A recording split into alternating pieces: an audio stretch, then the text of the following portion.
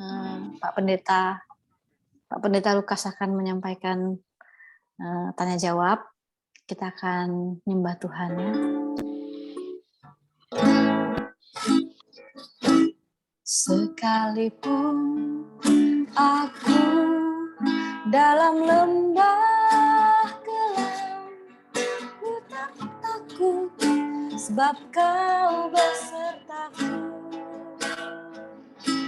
Sekalipun badai topan datang menerpa, ku tak gentar sebab Kau di sisiku.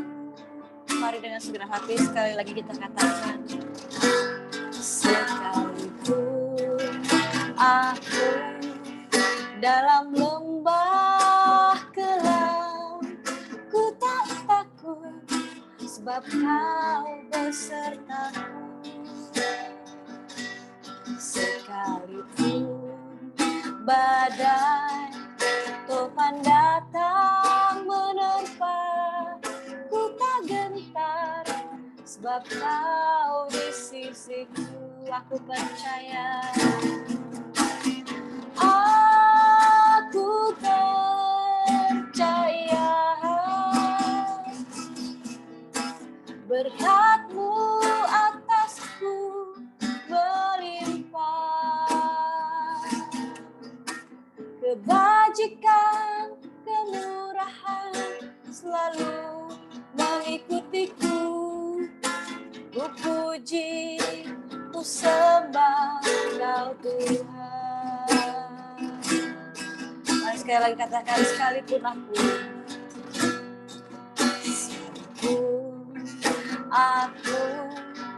dalam lembah gelap, ku tak takut sebab Kau besertaku.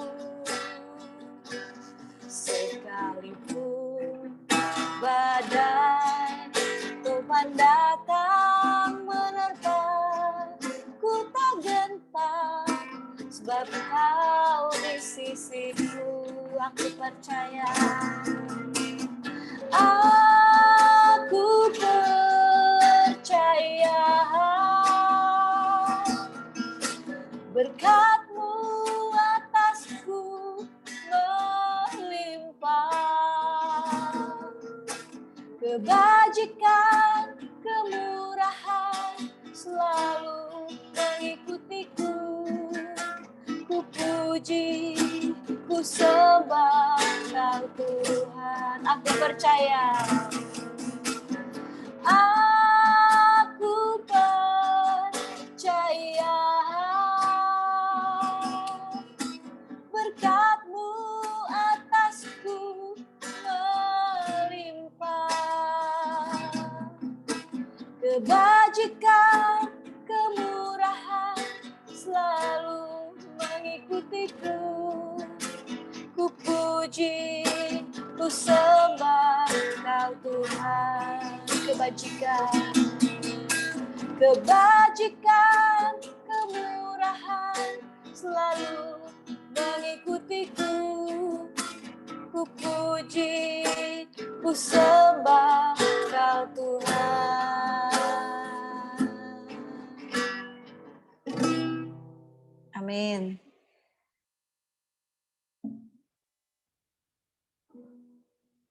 Saya serahkan, silakan Pak Lukas. Oke, salam. Terima kasih, Sis Priska. Ujiannya. Ini memang saya sengaja di Zoom karena saya selain sharing di sini, kemungkinan akan saya sharing di YouTube juga. Sebelumnya saya ingin review dulu 2 tahun yang lalu ketika saya sharing tentang akhir zaman bagian pertama sih sebenarnya. Karena kalau ini dijadikan bagian, berarti bagian kedua. Oke, coba kita lihat ya.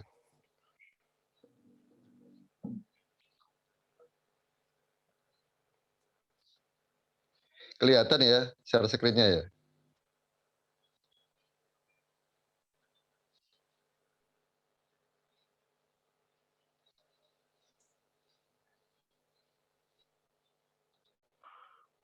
Ini sharing yang sebenarnya ini sharing yang saya lakukan ketika sekitar awal Februari 2020. Jadi ketika Januari, Tuhan tuh bicara kuat dengan saya tentang akhir zaman sih. Ya, saya juga nggak tahu apa yang akan terjadi ke depan. Kenapa Tuhan suruh kita memperingatkan ini, memperingatkan bahwa kita ini sudah di akhir zaman. Saya percaya banyak hal faktornya. Salah satunya hal ini. Nah, sebelumnya saya ingin teman-teman tahu sih. Karena kita harus tahu bahwa kita hidup di dunia ini bukan kekal. Jadi tujuan hidup kita ini bukan dunia ini. Jangan sampai kita salah. Karena tujuan hidup kita ya nanti hidup kekal setelah di dunia ini. Nah, kabar baiknya kita bisa di surga bersama Tuhan atau kekal di neraka. Karena ya ini yang benar-benar terjadi. Jadi dalam penghakiman itu bahkan dalam banyak hal seperti penglihatan atau apapun juga banyak orang seringkali dikasih penglihatan, tidak semua orang Kristen masuk surga kok. Bahkan ada pendeta yang bisa masuk neraka. Karena ya kita nggak tahu sih. Dalam banyak faktor yang tahu Tuhan tentang penghakiman. Oke, saya akan review ulang ya teman-teman. Coba.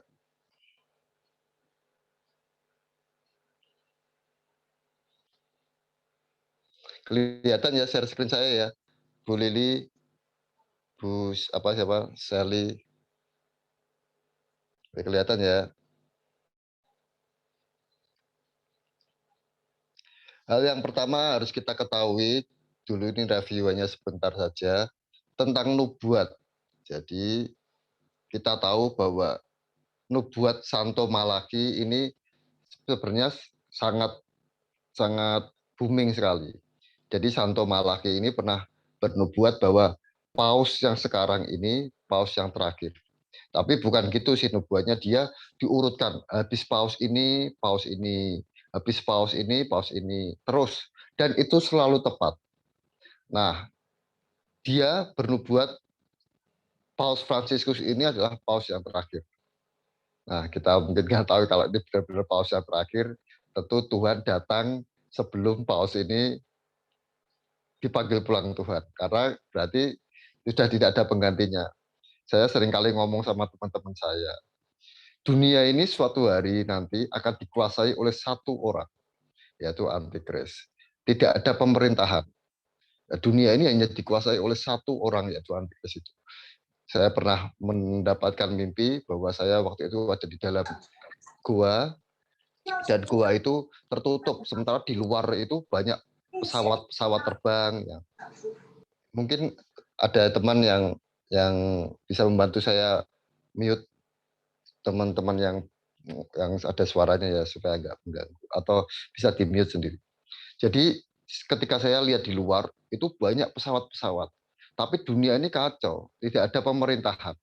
Jadi semuanya dikuasai oleh satu, yaitu antikris itu. Nah, kalau ini masa aniaya, berarti kita seharusnya sudah nggak ada di masa itu. Dan berarti nggak ada pemerintahan. Seperti yang ini menarik sih, kemarin teman-teman saya ngomong-ngomong tentang pengganti Pak Jokowi. Ya, ada kan kita lihat Mbak Mega ingin menaikkan anaknya Mbak Puan, atau mungkin ada juga Ganjar, begitu juga ada Pak Prabowo. Tapi ada salah satu teman saya yang pernah ngomong, dulu sih sudah lama, Pak Jokowi ini presiden terakhir Indonesia. Benar atau enggak, semua nubuat itu perdebatan. Jadi tidak ada nubuat yang tidak perdebatan. Kalau sudah terjadi, berarti namanya bukan nubuat. Karena belum terjadi, maka namanya nubuat, dan itu selalu perdebatan. Nah, kita mau percaya atau enggak, saya juga enggak tahu. Jadi ini yang saya ambil 2 tahun yang lalu adalah nubuat Santo Malaki, karena dia berkata bahwa ketika ini tentang Paus Fransiskus ini, bahwa dia akan mengembalakan umatnya, kemudian Tuhan akan datang dan selesai. Sudah nggak ada lagi penerusnya. Dia tidak meneruskan lagi paus selanjutnya. Nah, ini nubuat dari Santo Malaki. Kemudian selanjutnya, ini sebenarnya ada linknya ya. Dulu waktu saya jelaskan, saya lihatkan linknya, tulisannya, bagaimana apa dia menuliskan siapa paus selanjutnya gitu terus. Kemudian Yang kedua, nubuat Nostradamus. Nah, nubuat Nostradamus ini sebenarnya gini sih. Nostradamus itu meramalkan bahwa dunia ini akan mengalami banyak bencana. Jadi di masa akhir zaman akan ada perang besar atau perang dunia ketiga. Kemudian ada bencana alam, gunung meletus, dan macam-macam. Ini nubuat yang dikatakan Nostradamus. Nah, sebenarnya ini sudah sering terjadi. Jadi nubuat yang dikatakan oleh Nostradamus ini banyak terjadi, hanya yang belum perang besar itu, perang atau perang dunia ketiga yang dia ramalkan atau dia nubuatkan. Nostradamus ini sebenarnya nama aslinya Michael de Nostradame. Dia lahir di Prancis tahun 1503. Dia dari sebuah keluarga Yahudi. Ini ada namanya, pasangan Rainiere de Santoremi dan saudagar makanan Jaume de Nostradame. Nah, dia sebenarnya agamanya Katolik, Nostradamus ini. Dia meramalkan akan ada perang dunia ketiga, gempa bumi besar, akan ada kuasa langit besar, kuasa langit goncang, dan mimpi tentang masa aniaya besar juga yang terjadi, yang dinubuatkan oleh Nostradamus. Oke, next. Kemudian tanda zaman. Nah, tadi nubuat dan fakta yang sudah terjadi. Sekarang kita lihat tanda zaman. Nah, tanda zaman ini berarti kita melihat nih faktanya. Tanda zaman ada nggak sih? Benar nggak sih bahwa yang dikatakan dalam kitab Matius bahwa apa akan ada gempa bumi, gunung meletus, kuasa langit goncang dan lain-lain itu. Nah, tanda zaman salah satunya yang dikatakan dalam Alkitab adalah bunyi sangkakala. Ya, kalau kita baca kitab Wahyu, ada bunyi sangkakala yang pertama sampai yang ketujuh. Sebenarnya tanda bunyi sangkakala ini sudah terdengar sudah beberapa tahun yang lalu di beberapa dunia, di banyak dunia. Ini salah satunya saya coba dengarkan ya.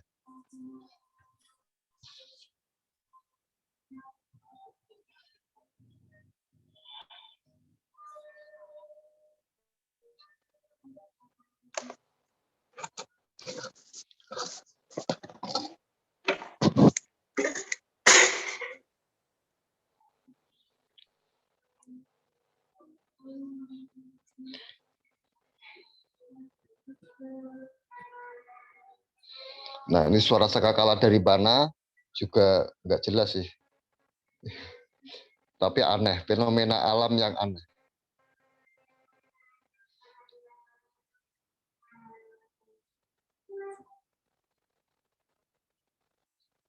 Ya, ini sebenarnya kalau saya lanjutkan suaranya akan terus seperti ini. Juga terjadi di Indonesia. Coba kita lihat selanjutnya.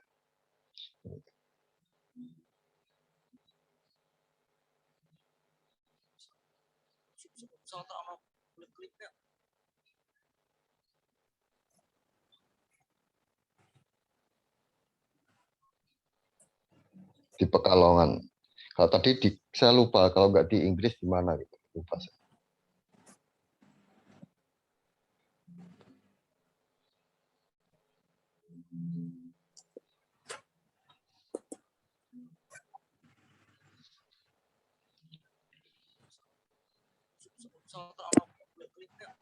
Nah, gitu ya.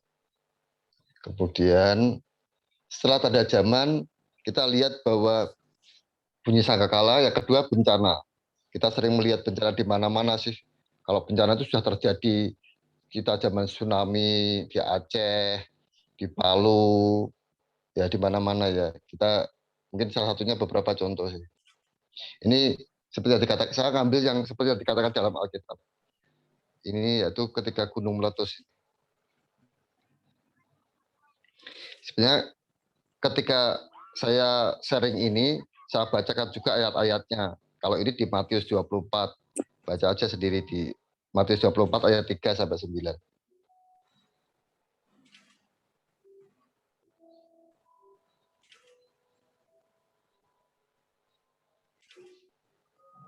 Ya, kita tahu gunung meletus terjadi di mana-mana sih sekarang. Zaman saya kecil ya jarang. Tsunami juga jarang, gempa bumi juga jarang. Tetapi sekarang sudah banyak terjadi. Dan ini sebenarnya sudah kita lewati. bencana ini. Atau kalau kita baca kitab Wahyu, ketika Sangkakala 1, Sangkakala 2 itu bencana apa itu yang terjadi. Sebenarnya kita sekarang di masa apa sih? Kan sebenarnya pertanyaannya itu. Iya enggak? Ya, ini korbannya gunung meletus. Ya sebenarnya di mana-mana sih. Oke, saya cepatkan saja karena cuma review. Ini ada juga.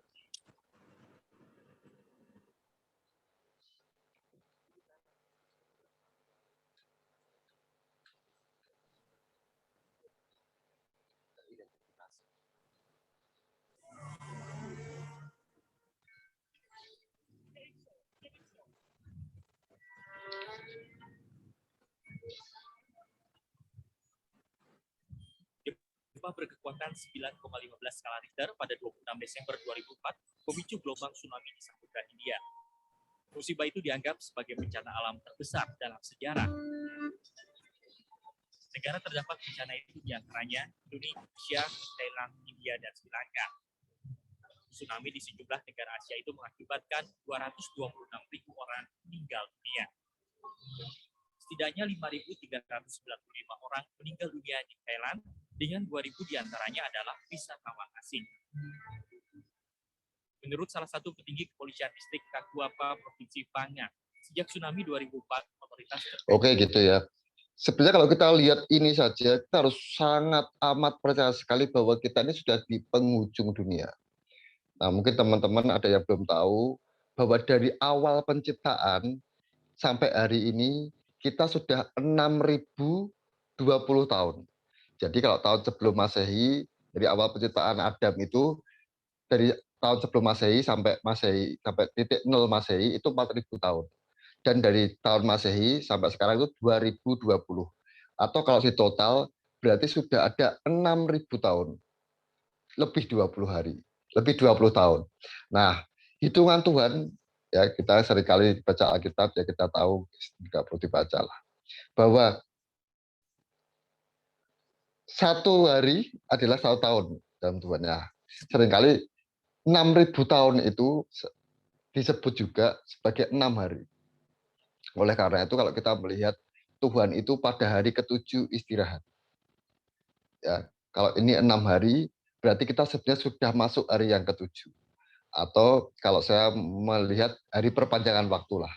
Tujuannya saya tahu Tuhan untuk supaya lebih banyak orang yang diselamatkan.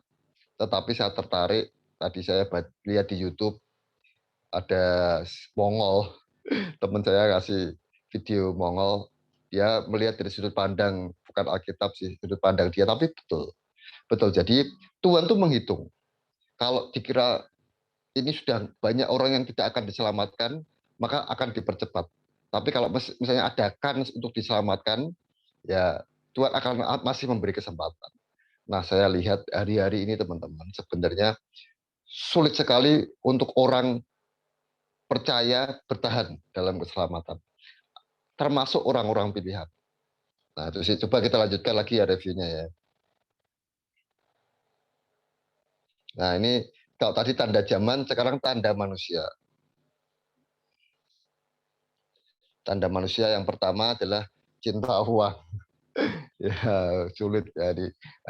Saya bergaul dengan banyak hamba Tuhan, pendeta, dan nggak semua cinta Tuhan. Beberapa masih ada yang cinta uang. Saya juga melayani di youth gereja. Kalau misalnya mereka suruh milih cari uang atau doa, lebih milih cari uang. Cinta uang ini sudah terjadi di mana-mana.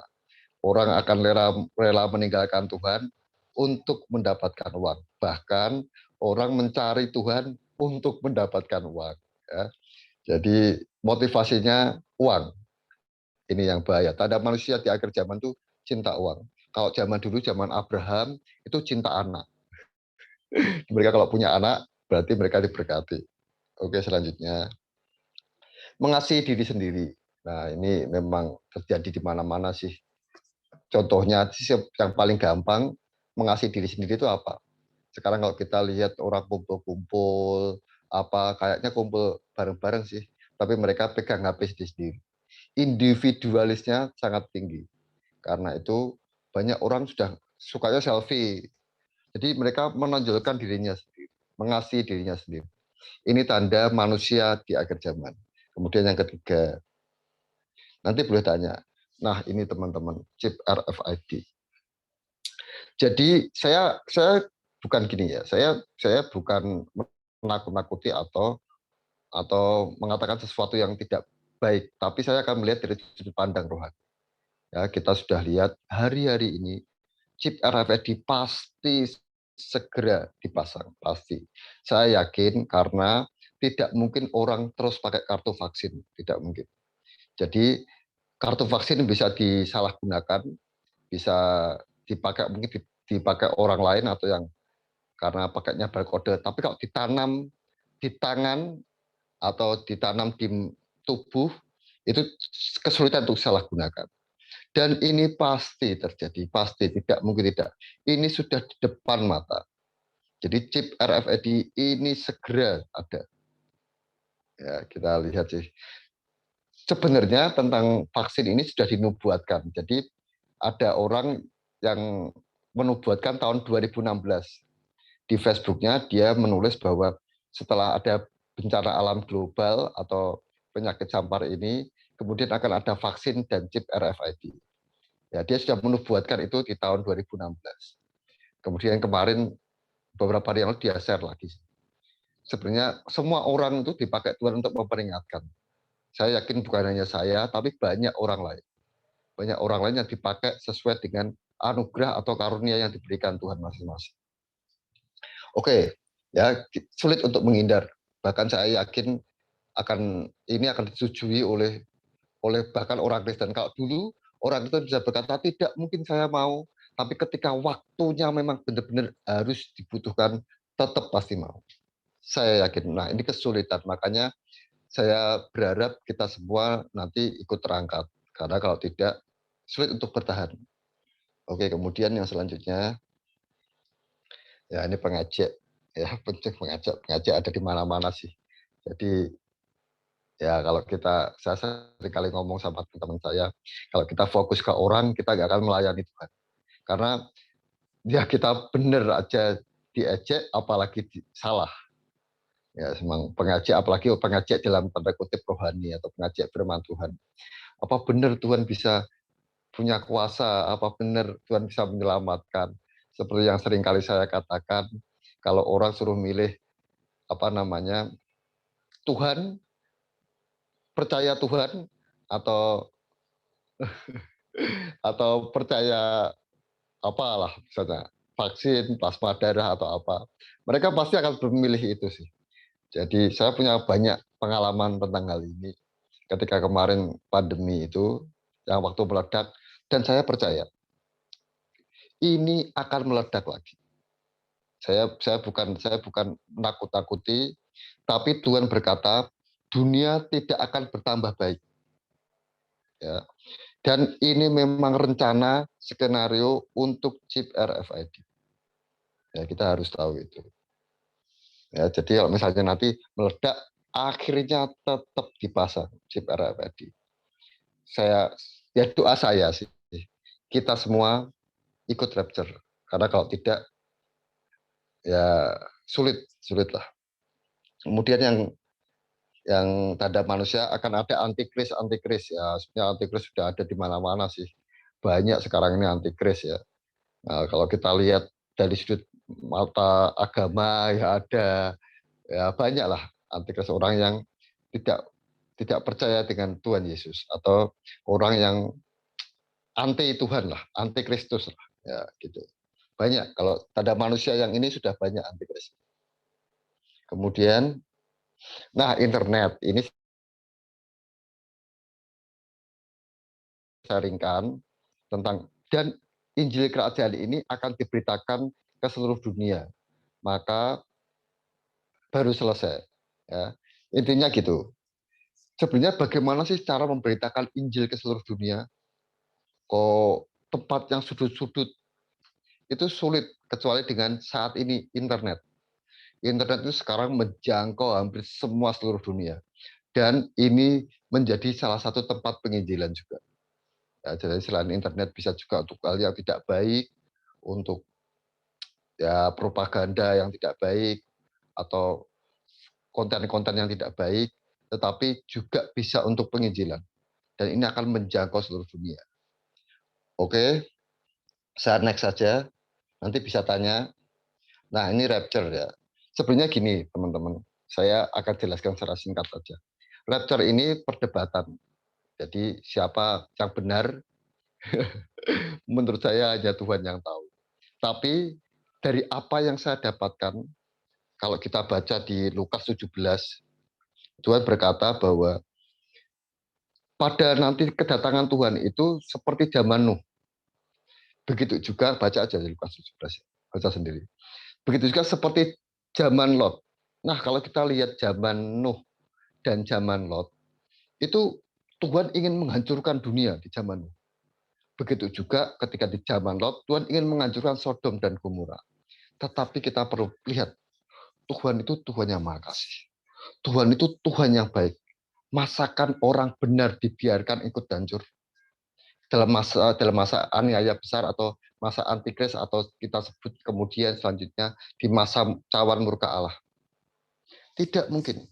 Jadi saya sangat yakin sebelum masa itu terjadi, Tuhan pasti angkat dulu orang benar. Tuhan pasti masukkan dulu orang-orang di bahtera yang benar. Selamatkan dulu. Tuhan pasti bawa keluar dulu Lot dan anak istrinya. Itu pasti. Jadi Tuhan tuh sistemnya gitu. Tidak ada Tuhan biarkan orang benar ikut dihancurkan. Bahkan satu orang benar pun itu dihitung Tuhan.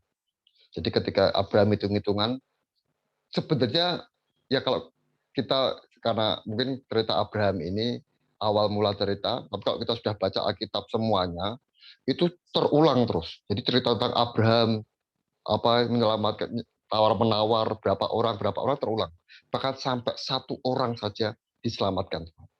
Itu sih yang saya baca selama ini dari Alkitab. Jadi saya yakin rapture pasti sebelum masa aniaya. Saya yakin. Ya. Tapi ingat seperti yang saya tuliskan di grup tadi bahwa kedatangan Tuhan itu seperti pencuri. Ya, tiba-tiba.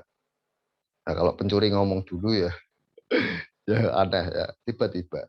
Jadi kita harus siap-siap terus. Kita harus siap kedatangan Tuhan tiba-tiba untuk mengangkat kita. Kalau pas Tuhan tiba-tiba datang, kita nggak siap, kita nggak terangkat, maka nggak bisa ya. Nggak ada pilihannya. Selain kalau tidak terangkat ya tertinggal. Nggak bisa, nggak ada pilihan lain. Jadi dalam Tuhan memang tidak ada abu-abu. Kalau nggak hitam, ya putih. Kalau nggak surga, ya neraka. Ya gitu. Kalau nggak panas, ya dingin. Suam-suam dimutahkan Tuhan. Oke, selanjutnya. Nah, ini sebenarnya saya akan bohong kalau saya bilang saya nggak pernah ke surga. Karena saya memang beberapa kali ke surga saya.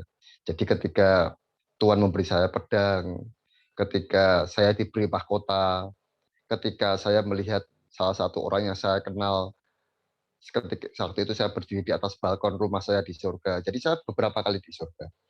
Jadi saya tahu surga. Jadi perlu teman-teman tahu ya. Ini cuma gambaran aja sih. Sebenarnya ini cuma tambahan. Surga itu bumi baru, langit baru. Dan kerajaan surga itu Yerusalem baru yang berhias, yang penuh emas ya itu ya. Tapi kalau bumi baru, langit baru itulah surga, rumah kita, ada yang punya rumah, bahkan ada yang tinggal di tenda. Jadi sebenarnya saya sering kali berkata standar Kristen itu sebenarnya mudah. Penting kamu nggak macam-macam, nggak banyak nggak benar-benar melanggar perintah Tuhan, kamu percaya Tuhan, hidup ya biasa aja, kamu tetap di surga. Hanya nggak punya rumah, cuman gitu aja. Karena nggak ada yang kamu bangun kok selama di dunia. Kamu nggak pernah bangun rumahmu di surga, ya sudah. Kamu di surga, tetapi nggak punya rumah. Karena yang saya lihat, waktu itu saya lihat orang yang saya kenal tinggal di tenda. Dan ketika saya turun dari rumah saya, jadi rumah saya di surga itu warnanya putih sih.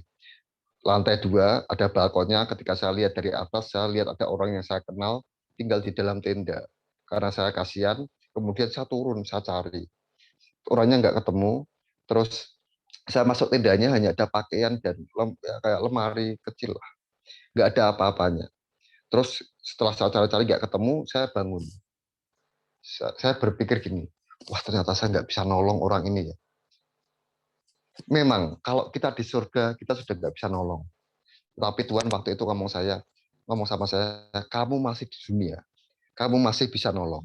Caranya kamu beritahu supaya dia menanam hartanya di surga. Nah, ingat teman-teman, seperti yang saya katakan pertama tadi, bahwa kita ini di dunia hanya mampir. Ya, hanya mampir. Hidup yang sebenarnya kita kelak itu kekal di surga atau di neraka. Nah, kalau saudara memilih saya kekal di surga tanpa rumah, ya nggak apa-apa, hidup kekal saja. Kalau perlu latihan mulai sekarang, nggak usah pakai rumah. Itu tinggal di luar rumah pakai tenda. Tapi kalau saudara ingin punya rumah, tanamlah harta di surga. Tanamlah, karena itu rumah kekal kita kelak. Ya, next. Ya, ini saya gambarkan ada dua. Jadi ini kerajaan surga, yang baru ini adalah surga atau bumi baru, langit baru. Oke, next. Nah, seringkali kita itu nggak tahu. Tuhan bilang berjaga-jaga. Berjaga-jaga itu ngapain ya? Kita nggak tahu.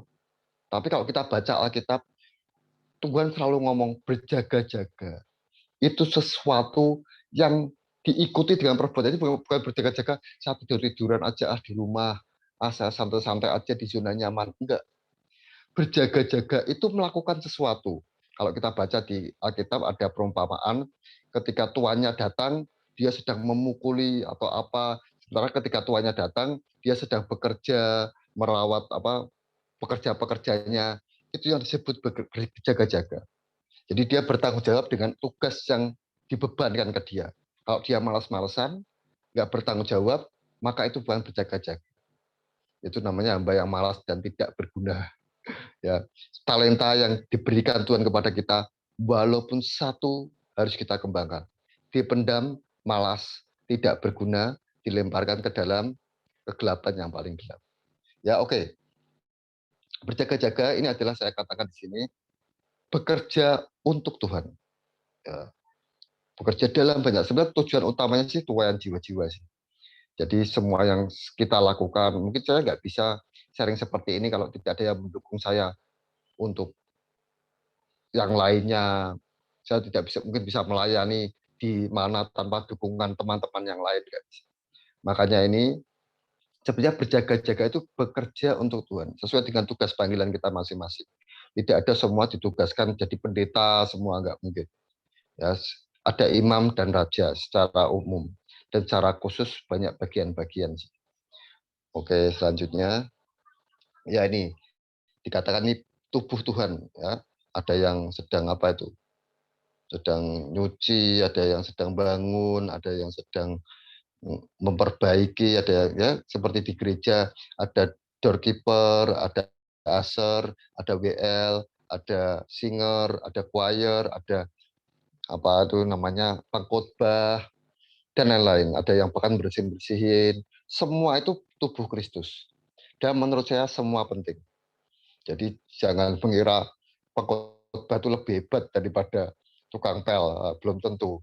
Saya pernah dengar sebuah cerita dari seorang hamba Tuhan bahwa di surga itu ada orang yang pelayanannya di gereja waktu itu hanya bersih-bersih, tapi rumahnya malah besar. Sementara yang pendeta rumahnya kecil. Kenapa?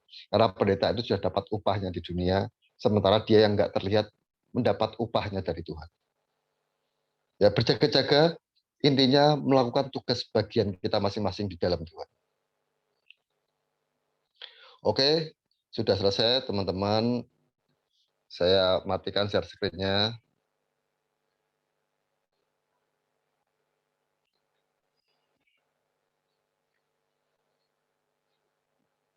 Oke, gimana? Ada yang mau tanya nggak? Kalau nggak ada yang mau tanya, saya mau selesai nih. Silakan tanya, saya akan jawab sesuai dengan apa yang saya dapatkan. Seperti yang saya katakan tadi, kalau saya tidak tahu, saya akan jawab tidak tahu. Tapi kalau saya tahu, saya pernah diberitahu sama Tuhan, saya pernah dapatkan sesuatu dari Tuhan, akan saya jawab. Saya mau Silakan. tanya nih Putra. Oh iya, iya. kita kan harus ya supaya di surga kerajaan Allah tuh kita punya rumah ya. Kita kan harus mulai dari sekarang gitu ya, kita harus membangun rumah. Nah, apa aja gitu yang harus kita lakukan di dunia ini supaya rumah kita tuh jadi di sana indah gitu ya. Jadi bukan Iya hanya sih. tenda gitu. Iya, Kan betul. kadang orang bilang ada yang berpulang tuh katanya rumahnya udah jadi gitu ya. Di surga tuh udah jadi rumahnya. Nah, contohnya seperti apa gitu kalau untuk membangun rumah di surga tuh yang kita lakukan di dunia ini tuh apa aja lah gitu ya. Supaya orang tuh nggak salah gitu. Nah, contoh konkretnya seperti ini sih. Saya dalam memberitakan, seperti saya nih, panggilannya saya itu memberitakan atau menyampaikan firman Tuhan atau membawa orang datang ke Tuhan, kembali ke Tuhan, jalan terus dengan Tuhan. Ini sesuatu yang menurut saya tidak mudah dilakukan. Saya yakin kalau teman-teman mengalami seperti saya juga nggak mudah. Tantangannya banyak. Coba ya, gampang aja. Bayangkan, saya berarti setiap pagi selain doa, saya juga harus baca Alkitab. Setelah baca Alkitab, saya harus tanya Tuhan, ini apa yang kau ingin sampaikan Tuhan? Setiap hari kan gitu. Dan terus nulis, jadi gini, kalau Tuhan bicara dengan saya sesuatu, kemudian saya harus jabarkan seperti apa yang Tuhan katakan. Jadi kalau misalnya Bu Lili kan setiap hari baca yang renungan itu Bu Lili baca aja, tapi saya itu seringkali saya ulang, bahkan bacanya juga saya ulang. Itu nggak mudah. Semua panggilan itu punya beratnya. Dan untuk kita membangun rumah, yaitu apa yang kita lakukan dalam Tuhan. Jadi saya pernah tanya ke Tuhan, bukan tanya sih. Saya punya teman baik, akrab dengan saya. Dia teman yang pernah ngasih saya mobil. Dia sudah dipanggil pulang Tuhan. Kemudian saya tanya tentang orang ini ke Tuhan. Waktu itu saya doa, gimana Tuhan? Kira-kira orang ini sebenarnya ingin ngomong apa? Terus Tuhan seperti izinkan orang ini ngomong. Orang ini ngomong ke saya waktu itu, tolong sampaikan ke saudara-saudara saya bahwa apa yang saya miliki saat ini di surga adalah sesuatu yang saya berikan untuk Tuhan. Paham ya? Kita akan dihadapkan banyak pilihan. Saya misalnya, saya bisa aja nih sebelum baca firman, saya ingin melakukan sesuatu dulu, tapi saya akan lakukan baca firman dulu. Saya berusaha mengutamakan Tuhan. Jadi saya tetap berikan bagian saya di hadapan Tuhan. Karena kita akan di hadapan pilihan. Seperti teman saya tadi loh. Dia yang diberikan ke Tuhan dengannya untuk senang-senang sendiri, untuk hobinya, untuk foya-foyanya mungkin gitu. Karena dia orang kaya. Itu banyak yang mana. Makanya dia sampai ngomong, yang aku punya sekarang ini, yang aku berikan ke Tuhan. Nah, jadi apa yang kita lakukan untuk Tuhan, itu bangunan rumah kita. Yang kita lakukan untuk diri kita sendiri ya itu berarti yang kita nikmati di dunia ini. Gitu Bu Lili. Maksudnya spesifikasi lah gitu. Ini kan yang barusan dikasih tahu sama Putra seperti apa? Ya kalau saya sih ya seperti yang saya lakukan. Saya nulis apa yang jadi bagian saya. Saya misalnya ini saya buat seperti ini, atau sebenarnya saya kan bisa aja tidur. Ngapain saya gini? Enggak, bukan maksudnya gini. Misalkan kalau kita nih, kan kita seenggaknya punya tugas ya selama kita hidup di dunia ini ya. Betul. Tuhan punya tugas untuk kita dan kita harus melakukannya. Nah, misalkan gini, saya menegur seseorang, menasehati seseorang ya, supaya dia kembali ke jalan Tuhan. Ya biarpun dia Kristen tuh dia ada tuh teman saya suruh doa aja dia nggak mau. Iya sih, memang gitu memang. Nah, lebih senang cari uang ya. Daripada doa lebih senang cari uang ya Bu Lili. Dia senang minum. Senang minum. Nah, udah gitu. Enggak, itu hobinya. misalkan kita menasihati orang ya, supaya dia kembali ke jalan Tuhan, apakah itu termasuk? Terus apakah dalam ngasih persepuluhan apa termasuk? Iya, itu termasuk. Membantu sesama kita gitu. Maksudnya ya termasuk. Itu gitu saya pengen taunya yang spesifik. Jadi ya emang kita semua punya tugas. Jadi kalau kita ngomong untuk membangun rumah kita harus menyelesaikan tugas kita ya kan tugas kita banyak gitu ya. Ya supaya yang lain juga ya tahu gitu, nggak salah paham gitu, supaya mereka pun ngerti apa yang harus dilakukan selama kita masih di dunia ini gitu. Jadi Ya, ya ya menjelang kita contoh, ya betul. Gimana Bu? jadi Ya menjelang contohnya spesifik ya pelayanan itu. Seperti kita dari misalnya nih kita ada acara hari Minggu, kita misalnya tugas pelayanan di gereja, misalnya nih, misalnya kita milih pelayanan atau pilih tugas atau pergi. Nah, pelayanan itu dihitung sebagai bangunan rumah. Ini saya minta tolong teman saya nih, Priscilla tadi, untuk pujian penyembahan. Itu termasuk dihitung bangunan rumah. Jadi semua yang kita lakukan dalam Tuhan itu bangunan rumah kita.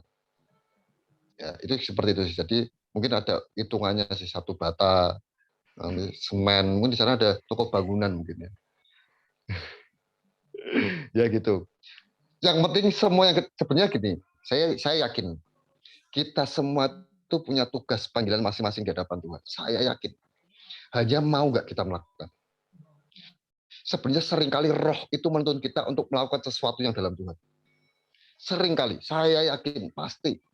Jadi kalau orang bilang, saya nggak tahu panggilan saya Pak, ya karena kamu nggak mau melakukan. Kamu hanya berdalih saja, saya nggak tahu panggilan. Seringkali kita tuh akan dituntun step by step dalam panggilan kita semakin besar dan semakin besar. Saya yakin itu. Tinggal pada saat ada dorongan roh untuk kamu gini, kamu ini, itu kita berani nggak? Seperti ada teman saya yang masa sering kadang ingin nulis pujian penyembahan di grup yang gereja, tapi dia malu. Dia takut, ngapain malu, pikir saya. Mungkin ketika ada orang yang baca, kemudian dia dikuatkan. Nah, itu akan lama-kelamaan akan membuat dia sampai di destiny akhirnya. Jadi lakukan aja dorongan Tuhan. Kita sebenarnya gampang sih, saya sering ngomong sama pemuda yang saya bina di gereja. Kalau kamu melakukan sesuatu, coba kamu pikirkan, Tuhan senang nggak? Kalau ini Tuhan nggak senang, jangan lakukan. Karena anak muda kan sekarang pergaulannya juga berbahaya dan macam-macam lah. Tapi kalau ini Tuhan senang, lakukan. Saya cuma gitu aja kok. Jadi kalau kamu melakukan apapun juga, coba pertimbangkan. Tuhan senang nggak? Kalau kamu ini, misalnya kamu akan milih sesuatu, ada pilihan, pilih pergi jalan-jalan atau apa gitu misalnya, atau pelayanan apa. Ya kamu tinggal pikir aja sendiri. Karena hukum roh Tuhan itu sudah ditanamkan di akal budi kita. Jadi kita tahu mana yang benar dan yang kita sudah tahu. Bahkan di Alkitab dikatakan tidak perlu orang berkhotbah lagi, nggak perlu. Tapi ya itu, berkhotbah itu tujuannya untuk mengingatkan. Karena nggak semua orang terus dekat dengan Tuhan. Ya gitu sih, Bu Lili. Ya. Mungkin ada lagi. Ini ada pertanyaan chat. Mas Lukas, gimana bertahan di akhir zaman ini? Terima kasih. Wah, ya ini berat sih. Bahkan orang-orang pilihan aja jatuh kok. Apalagi orang yang menurut saya biasa. Tapi cara bertahannya ya dekat dengan Tuhan. Dan dekat dengan Tuhan itu bukan teori loh. Bukan kita ngomong, aku berusaha dekat. Enggak. Dekat dengan Tuhan itu hidup kita setiap hari dengan Tuhan. Jadi step by step kita dengan Tuhan. Seperti yang saya katakan tadi. Ya misalnya saya pagi doa, terus habis doa baca Alkitab, misalnya habis itu kerja misalnya. Habis di tempat kerja pun ada step by step dengan Tuhan. Jadi saya hidup dekat dengan Tuhan. Gimana coba gambarkannya dekat dengan Tuhan tuh gimana Kak? Cuma teori. Kan nggak bisa. Jadi dekat dengan Tuhan tuh kehidupan sebenarnya. Kehidupan kita terus dengan Tuhan. Itu namanya dekat dengan Tuhan. Nah, untuk bertahan saat-saat ini ya kita dekat dengan Tuhan. Kehidupan kita harus terus melekat dengan Tuhan. Jadi misalnya ada apa-apa, gimana ya Tuhan. Jadi saya bukan orang yang menurut saya rohani sekali sih. Saya yakin banyak orang yang lebih rohani daripada saya. Tapi begini, seringkali kita ini diajarkan tentang percaya Tuhan Yesus, percaya Roh Kudus, tapi nggak pernah diajarkan yuk ngomong dengan Tuhan. Yuk kita komunikasi dengan Roh Kudus. Sehingga hidup kita seringkali dengan pikiran kita sendiri. Sementara Tuhan itu nggak bisa besok hari ini A, besok A, nggak bisa. Seperti yang sering kali saya contohkan, Daud dalam satu pasal dia tanya Tuhan 2 kali. Yang pertama dijawab Tuhan, majulah menerobos. Tapi yang kedua Tuhan ngomong jangan maju, buatlah gerakan melingkar. Jadi jawaban Tuhan itu berbeda-beda. Kalau kita mengandalkan pengalaman, bisa. Jadi kalau bisa, kalau kita mau melakukan sesuatu, tanya Tuhan, komunikasi dengan Tuhan. Itu sih yang saya pegang. Begitu teman-teman. Ada lagi?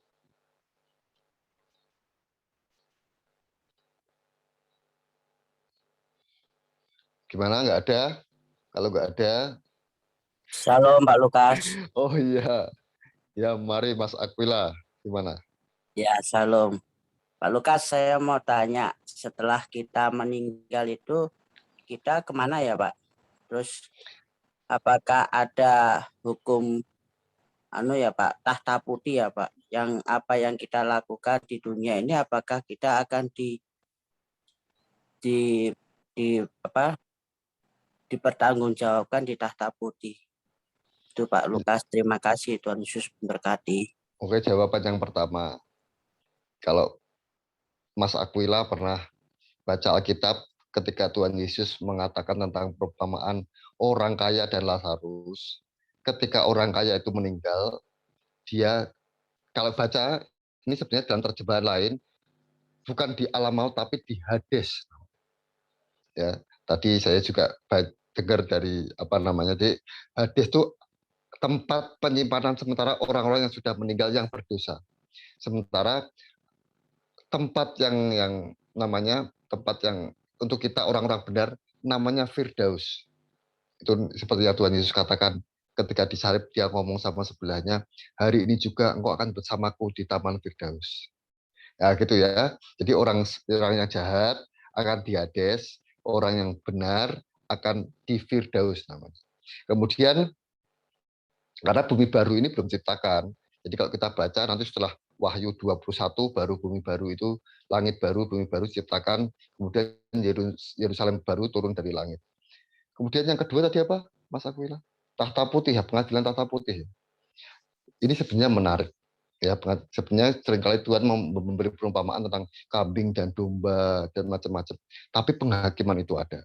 Jadi jangan salah teman-teman, apa yang kita lakukan itu akan kita pertanggungjawabkan di hadapan Tuhan.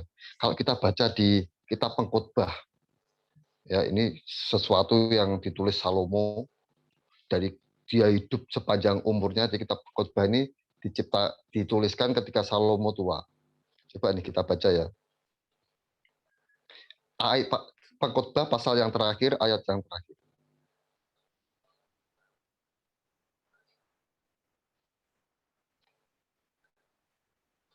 Ini ya, sebenarnya oke. Saya baca dua ayat terakhir. Pengkhotbah pasal 12 ayat 13 dan 14. Akhir kata dari segala yang didengar ialah takutlah akan Allah dan berpeganglah pada perintah-perintahnya. Karena ini adalah kewajiban setiap orang. Karena Allah akan membawa setiap perbuatan ke pengadilan yang berlaku atas segala sesuatu yang tersembunyi, entah itu baik, entah itu jahat. Ya, jadi kesimpulannya Salomo bahwa hidup itu akhirnya akan kita pertanggungjawabkan di hadapan Tuhan. Gitu. Saya pernah Bro Aquila, jadi pengalaman ya Mas Aquila gini. Ini cuma gambaran saja sih. Saya tuh pernah dibawa ke surga yang saya ceritakan, yang saya terima mahkota itu. Saya pikir saya setelah terima mahkota nggak pulang, ternyata masih pulang. Ya puji Tuhan. Jadi saya ada di sebuah tempat kerajaan, inilah yang disebut kerajaan surga. Tuhan Yesus itu duduk di tahta. Nah ini menarik. Jadi jangan takut ikut Tuhan Yesus. Benar Tuhan Yesus yang di tahta. Kalau kita sebenarnya seringkali ya kita baca di kitab Wahyu ada tahta Allah, tahta anak domba. Itu sebenarnya dalam terjemahan aslinya hanya satu tahta. Sebenarnya ya Tuhan Yesus yang ada di tahta. Nah, Tuhan Yesus pakai mahkota, bawa tongkat, pakai kebesar. Saya di bawah. Saya ada di agak bawah, tapi Tuhan Yesus kelihatan nih. Saya sambil bersimpuh ya bersimpuh lah. Nah, kemudian ada malaikat datang di atas saya, dia bawa mahkota. Nah, mahkota ini kalau saya layak akan diletakkan di kepala saya. Kalau tidak, ya berarti saya nggak layak. Nah, hati saya tuh kayak orang mau nerima itu loh, audisi Indonesian Idol gitu. Wah, deg gitu. Saya layak nggak ya? Saya layak ya. Tapi puji Tuhan mahkotanya diletakkan di kepala saya. Rasanya menang sekali, senang sekali. Nah saya pikir saya nggak pulang. Tapi ternyata saya pulang. Mungkin ini kesaksian untuk teman-teman kita bahwa apa yang kita lakukan itu akan ada mahkota. Ada mahkota kehidupan, begitu juga ada mahkota kemuliaan. Oke, gitu Mas Aquila. Ada lagi teman-teman? Siapa ini? Ini mungkin beda ya. Saya mau tanya tentang ini nih ya. Apa kalau misalkan orang dalam keadaan koma nih ya, Ya. kita injili, misalkan kita ngomong di kupingnya gitu ya, itu termasuk penginjilan dalam roh atau tetap menginjili orang yang masih hidup? Gimana sih itu? Nah, itu sebenarnya saya bingung ya. Saya pernah gini. Om saya pernah koma. Dia di rumah sakit, koma. Kemudian saya tahu om saya ini sebenarnya percaya Tuhan Yesus Kristennya hanya Kristen KTP aja sih. Kemudian saya datang, saya ajak istrinya dan juga ibu saya untuk berdoa. Saya puji-pujian, kemudian saya doa. Saya nggak tahu dia dengar atau enggak. Saya juga nggak tahu dia koma kan pakai ventilator, apa di ruang ICU. Jadi sudah nggak bisa apa-apa lah. Tapi saya nggak tahu Tuhan itu mungkin punya pemikiran sendiri yang saya nggak bisa mikir ya. Karena saya seringkali satu kadang aneh juga kalau sekolah teologi ya. Oh, manusia belajar Tuhan, mempelajari Tuhan. Yang diciptakan mempelajari yang menciptakan. Itu bagaimana kita mempelajari laut aja sudah pusing, apalagi mempelajari Tuhan. Makanya saya sebenarnya sekolah teologi itu ya saya nggak tahu rencana Tuhan, saya ikut ya hanya ikut aja. Jadi begini, saya tahu ketika kita mendoakan, kalau orang itu memang diberi kesempatan Tuhan, dia akan sehat lagi. Karena om saya ini sehat lagi kemudian. Sehat lagi, baru 3 bulan kemudian dipanggil pulang Tuhan. Jadi setelah saya doa, kami berdoa, besoknya dipindah ke bangsal umum, kemudian beberapa hari kemudian pulang, sembuh, sudah bisa makan sate kambing lagi, tapi kemudian 3 bulan kemudian dipanggil pulang Tuhan, sekitar berapa bulan kemudian. Jadi kalau kita memang digerakkan Tuhan untuk mendoakan orang sekalipun itu koma, ya doakan saja. Masalah nanti jadinya kayak gimana ya kita nggak tahu. Seperti yang saya katakan, mungkin orang itu bisa diberi kesempatan Tuhan hidup, atau mungkin orang itu memang sudah nggak ada kesempatannya lagi, kan kita nggak tahu.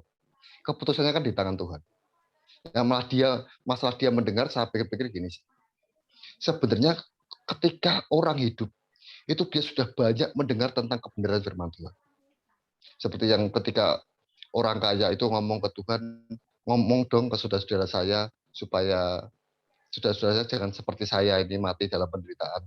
Kemudian dijawab sama Abraham, sudah ada kesaksian para nabi dan lain-lain. Tapi mereka tidak percaya, bahkan sekalipun ada orang hidup lagi dari antara orang mati, tetap nggak percaya. Contohnya saya mati, terus saya hidup lagi, terus saya nginjili orang kaya yang jahat, mungkin saya diplengosi tok aja. Ya, sekalipun gitu, karena sebenarnya dia sudah mendengar banyak hal. Kalau nggak percaya ya memang kesempatan Tuhan sudah diberikan ketika orang itu hidup sebenarnya. Gitu sih.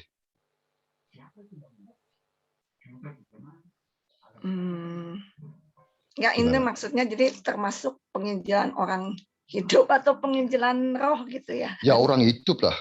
Orang hidup ya. Penginjilan orang itu dia masih hidup kok. Tapi apa bisa penginjilan orang mati? Nggak bisa. Nah, seringkali ya ini menarik ya. Jadi kalau kita baca di Alkitab ada Tuhan Yesus pernah ngomong bahwa Tuhan masuk ke alam maut. Ini sebenarnya pernah saya alami. Jadi gini, saya itu ketika kecelakaan itu seharusnya mungkin saya mati. Seharusnya karena sangat parah. Tapi ya puji Tuhan saya hidup. Nah, ketika saya mengalami hal itu, mengalami proses penyembuhan, proses di rumah sakit beberapa bulan itu, saya pernah mendapatkan seperti Tuhan ngomong dalam pikiran saya. Jadi saya ada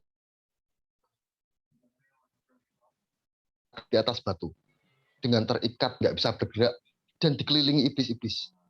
Mungkin inilah alam maut yang seharusnya saya mati di sana. Tapi kemudian saya sudah nggak bisa bergerak, ini gelap, alam maut banyak iblis-iblisan. Sekarang saya diletakkan di atas batu, saya melihat ada cahaya putih di depan saya. Jauh sekali. Lama-kelamaan makin dekat, makin besar. Nah, kemudian saya tahu cahaya putih ini Tuhan Yesus. Tuhan Yesus ambil saya, angkat saya. Nah, ketika saya diangkat sama Tuhan Yesus, iblis ini protes. Dia ngomong, orang ini nggak layak diselamatkan. Dia sudah banyak berbuat dosa. Tetapi Tuhan Yesus jawab apa? Cuma satu, kasih. Makanya sebenarnya ini patokan saya dalam apa yang saya lakukan. Saya seperti ini, nanti saya record, saya kasih di YouTube. Tujuan saya apa? Kasih.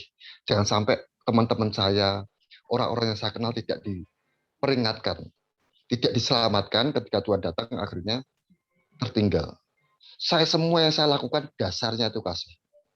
Dalam saya pelayanan di pemuda, dalam saya pelayanan dimanapun juga. Hari-hari ini saya mungkin ada beberapa teman saya di sini yang tahu. Kemarin itu saya kan bergabung di teman-teman disabilitas netra. Nah, saya dengar cerita, saya tanya nih teman-teman, kamu tuh kalau di panti, karena kalau di disabilitas netra itu biasa karena pemerintah membuat panti untuk mereka berlatih, dikasih di panti, kemudian diajari, saya tanya diajari apa, huruf braille, kemudian diajari menggunakan tongkat, kemudian diajari message atau massage gitu loh, pijet ya. Saya berpikir ini teman-teman saya perempuan-perempuan masih muda, masa mijet. Kan saya kasihan. Jadi dari dasar kasih itulah kemudian saya muncul keinginan untuk memperlengkapi mereka dengan hal yang lain. Misalnya saya rencana, saya dan teman-teman kemudian bikin komunitas, kami rencana mungkin mengajak teman-teman yang lain untuk bergabung dengan memberi pelatihan menulis, mungkin dia bisa menulis buku, atau memberi pelatihan musik, jadi bisa main keyboard atau apa. Jadi bukan hanya semata-mata mata pencariannya pijat. Saya kemarin ketemu sama Yayasan Difabel Tunanetra yang di Semarang, ketuanya saya cuma ngomong gini aja sih, Pak, kalau Bapak punya anak perempuan, masih muda, tunanetra, boleh nggak jadi tukang pijat? Terus dia bilang, wah ya nggak boleh Mas, ya, karena nggak semua orang kan baik, bisa aja cewek yang dipijat cowok dan cowoknya nggak baik. Ya, kalau gitu Pak, bagaimana kalau kita memberi bekal yang lain selain pijat? Saya sih seperti itu. Jadi masalah nanti pengembangannya jadinya seperti apa, yang penting kami juga berusaha memberikan yang terbaik. Dasarnya kasih. Semua yang kita lakukan harus dasarnya kasih. Harus. Kita kalau melakukan sesuatu jangan dasarnya pingin kelihatan hebat atau dasarnya pingin dipuji atau apa, nggak usah, nggak perlu sih sebenarnya. Yang penting saya kok tergerak dengan orang ini seperti ini, apa yang bisa saya lakukan yang bisa berguna untuk dia, dasarnya kasih. Kalau saya sih seperti itu. Ya, jadi memang Tuhan Yesus pernah turun ke alam maut untuk menyelamatkan orang-orang contohnya seperti saya tadi, yang sudah diambang pintu kematian. Ya gitu. Oke. Ada lagi? Kalau nggak ada, kita akan tutup dengan doa. Mungkin besok kita akan bergabung lagi. Masih 1 hari. Teman-temannya kalau misalnya mau diajak ikut bolehlah. Kalau enggak juga enggak apa-apa sih. Saya hanya membuka teman-teman untuk mengerti bahwa kita ini sudah di penghujung zaman. Jangan sampai apa yang kita lakukan ini sia-sia dan ketika tiba-tiba Tuhan Yesus datang tertinggal. Jangan sampai seperti itu. Ya kasihan lah. Di dunia itu mau ngapain sih? Ini cuma tempat singgah kok. Kalau kita sampai tertinggal, bahkan nanti kehilangan keselamatan, wah sayang sekali. Karena hidup kekal kita akan menderita selama-lamanya di neraka. Gitu. Oke, sudah nggak ada? Nggak ada ya? Nggak ada nih. Oke, kita tutup dengan doa. Oke teman-teman, mari kita fokus ke Tuhan, kita pejamkan mata, arahkan hati kita ke Tuhan. Bapa, Engkau Bapa yang baik bagi kami. Kami tahu Tuhan, kami manusia yang terbatas. Seringkali kami melakukan sesuatu yang tidak bisa kami lakukan. Tetapi kami tahu Engkau Tuhan yang tidak terbatas. Tuhan. Anugerah-Mu, kuasa-Mu, penyertaan-Mu yang memampukan kami untuk kami terus berjalan dalam kehendak-Mu. untuk kami terus berjaga-jaga melakukan apa yang menjadi tugas bagian kami. Terima kasih Bapa. Terima kasih Roh Kudus telah tuntun kami berjalan dalam kebenaran-Mu Tuhan. Jangan sampai lepaskan kami. Karena tanpa Engkau Tuhan, kami pasti jatuh. Kami pasti tersesat. Kami butuh Engkau Tuhan. Kami perlu terus bersama-Mu Tuhan. Jangan lepaskan kami Bapa. Terima kasih Tuhan. Kami bersyukur Engkau Allah yang baik, Allah yang melindungi kami, Allah yang mengampuni kami, Allah yang memberkati kami, Allah yang menyertai kami, Allah yang sangat mengasihi kami. Terima kasih Tuhan, sebentar kami ingin istirahat. Kau yang jagai kami dalam istirahat kami, sehingga apapun yang terjadi semuanya baik. Terima kasih Tuhan. Demi nama Tuhan Yesus kami sudah berdoa dan mengucap syukur. Haleluya. Amin. Terima kasih teman-teman. Besok kalau yang mau ikut lagi bolehlah. Coba besok saya akan sharing Makasih sesuatu. ya, Tuhan Ya, ya. berkati. Amin ya, Budi. Tuhan berkati juga. Terima kasih. Makasih Pak, Tuhan berkati. Ya, terima kasih sama-sama. Tuhan berkati.